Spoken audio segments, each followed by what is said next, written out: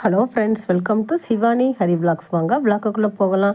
இன்றைக்கி நம்ம என்ன பார்க்க போகிறோம்னா ஃபிஷ் மார்க்கெட் தாங்க. காலையிலே போயாச்சு. பசங்களுக்கு மீன் வாங்கி பொரிச்சு கொடுக்கலான்னு பசங்களுக்கு பிடிச்ச நெத்திலி மீனும் நம்ம வஞ்சப்பறையும் வாங்கியாச்சு.